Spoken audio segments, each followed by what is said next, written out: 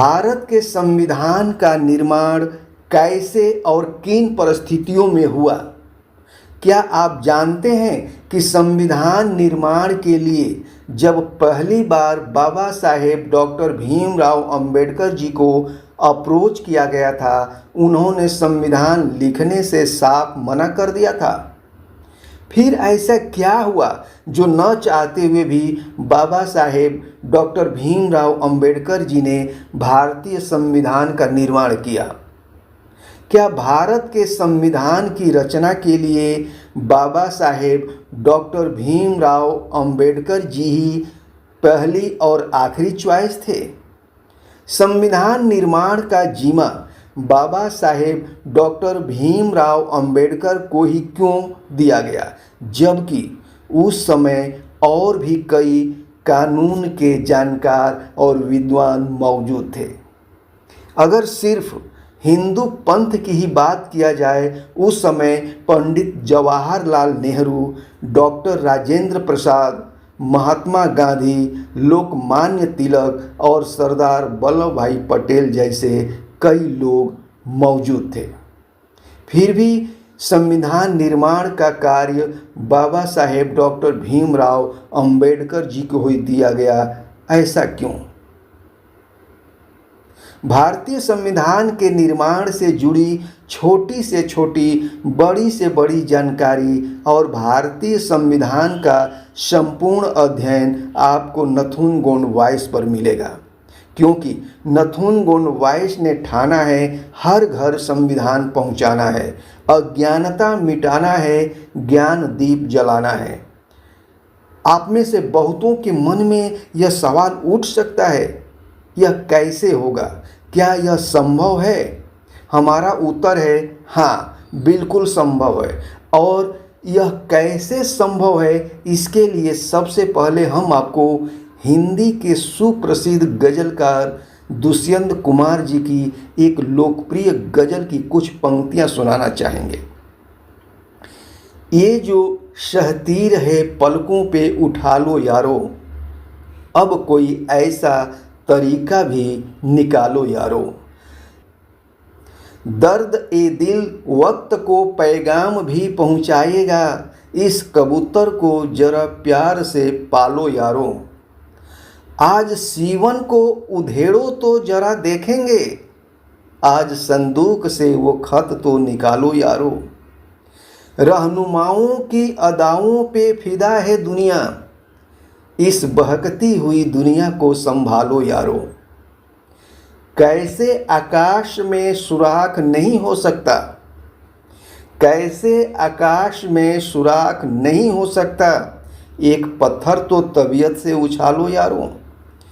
दोस्तों, दुष्यंत कुमार जी की गजल की इन दो लाइनों, कैसे आकाश में सुराख नहीं हो सकता, एक पत्थर तो तबीयत से उछालो यारों की तरह ही आपको संविधान को जानने की, दूसरों को भी संविधान के प्रति जागरूक करने की तथा उसकी जानकारी उपलब्ध करवाने की ललक का बस एक पत्थर उछालना है और हर घर संविधान मिशन का सहयोगी बनना है।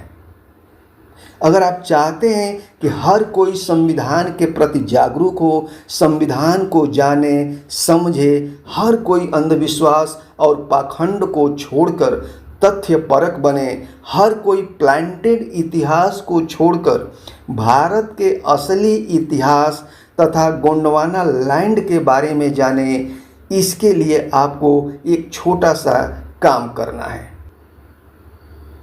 सबसे पहले आप नथुन गोंडवाइस चैनल को सब्सक्राइब कर लें, इसे अपने सर्कल के लोगों से भी सब्सक्राइब करने के लिए प्रेरित करें। इस चैनल के वीडियोज़ को लाइक और शेयर करें तथा दूसरों से भी लाइक और शेयर करवाकर हमारा साथ दें, हर घर संविधान मिशन का सहयोगी बने। और अब आइए जानते हैं उद्देशिका के बारे में। संविधान की प्रस्तावना या उद्देशिका किसे कहते हैं? किसी भी देश की संविधान की प्रस्तावना या उद्देशिका उस देश के संविधान का आईना होती है।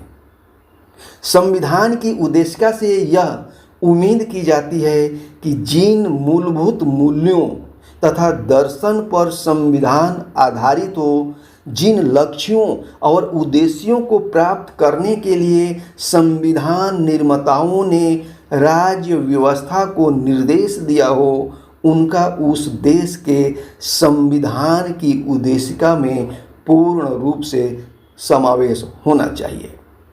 दोस्तों, देश विदेश के कई संविधान विशेषज्ञों ने भारत के संविधान की उद्देशिका यानी प्रस्तावना प्रीम्बल को भारतीय संविधान की आत्मा कहा है, जबकि भारतीय संविधान के जन्मदाता संविधान निर्माता सम्यक संबुद्ध बाबा साहेब डॉक्टर भीमराव अंबेडकर जी ने किसी और को संविधान का हृदय, आत्मा, दिल, हट कहा है।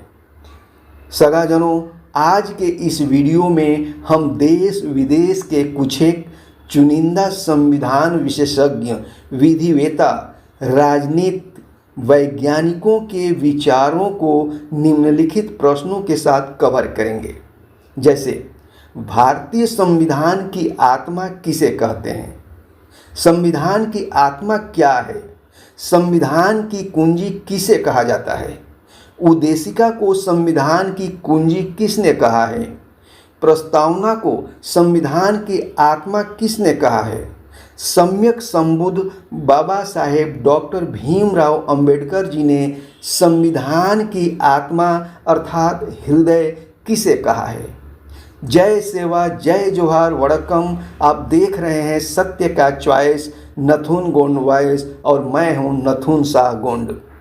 सगाजनों, संविधान की शुरुआत होती है उसके उद्देशिका से, चाहे वह किसी भी देश का संविधान क्यों न हो। अब सवाल यह उठता है कि संविधान का प्रीम्बल अर्थात उद्देशिका किसे कहते हैं? उद्देशिका होती क्या है? आइए जानते हैं। संविधान की उद्देशिका संविधान के मूल दर्शन तथा उसके आदर्शों और उसके उद्देश्यों को संक्षिप्त में प्रस्तुत करती है। उद्देशिका में वे मूलभूत सिद्धांत अंतर्निहित होते हैं जिन पर पूरा संविधान आधारित होता है। संक्षेप में हम यह कह सकते हैं कि संविधान के संपूर्ण भाग, अनुच्छेद और अनुसूचियों का सार गर्भित सार को संक्षिप्त में ब्यौरा देने वाले भाग को प्रस्तावना या उद्देशिका कहते हैं।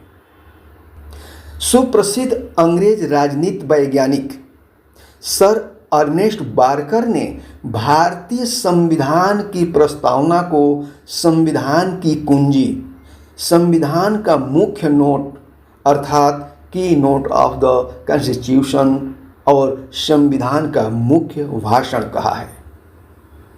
अगर हम भारतीय परिवेश में बात करें तो भारतीय राजनीतिज्ञ पंडित ठाकुरदास भार्गव ने भारतीय संविधान के प्रस्तावना को संविधान का सबसे सम्मानित हिस्सा, संविधान की आत्मा, संविधान की कुंजी और संविधान का आभूषण कहा है। दोस्तों, आधुनिक भारत के निर्माता और भारतीय संविधान के रचयिता सम्यक संबुद्ध बाबा साहेब डॉक्टर भीमराव अंबेडकर ने अनुच्छेद 32 को भारतीय संविधान का हृदय, भारतीय संविधान का आत्मा कहा है। अब सवाल यह उठता है कि जहां एक ओर देश विदेश के नामी गिरामी विद्वानों ने संविधान की उद्देशिका यानी प्रीम्बल को संविधान की आत्मा कहा है, वहीं दूसरी ओर बाबा साहेब डॉक्टर भीमराव अंबेडकर जी ने अनुच्छेद 32 को संविधान की आत्मा, संविधान का हृदय क्यों कहा है? क्या कभी यह जानने की कोशिश की है आपने कि संविधान के अनुच्छेद 32 में ऐसा क्या है जिसके वजह से सम्यक संबुद्ध बाबा साहेब डॉक्टर भीमराव अंबेडकर जी ने अनुच्छेद 32 को संविधान का हृदय कहा है। क्या? नहीं, कोई बात नहीं, इसकी जानकारी आपको नथुनगोन वॉइस पर मिल जाएगा। संविधान के भाग, उसके अनुच्छेद और अनुसूचियों की संपूर्ण जानकारी आपको नथुनगोन वॉइस चैनल पर मिलेगा, वह भी सबसे सरल शब्दों और आसान भाषा में। संविधान की शुरुआत होती है उसके उद्देशिका से, इसलिए संविधान सीरीज की शुरुआत संविधान का पठन पाठन भी संविधान की प्रस्तावना से करेंगे। संविधान का पठन पाठन शुरू करने से पहले हमारा आपसे एक निवेदन है, अगर आपने नथुनगोन वॉइस चैनल को सब्सक्राइब नहीं किया है तो प्लीज़ इसे सब्सक्राइब कर लीजिए, बेल आइकन को भी पुश कर दीजिए ताकि नथुनगोन वॉइस का कोई भी वीडियो आए उसकी जानकारी आपको मिल सके। धन्यवाद। आप देख रहे हैं नथुनगोन वॉइस। जय जोहार, जय भारत।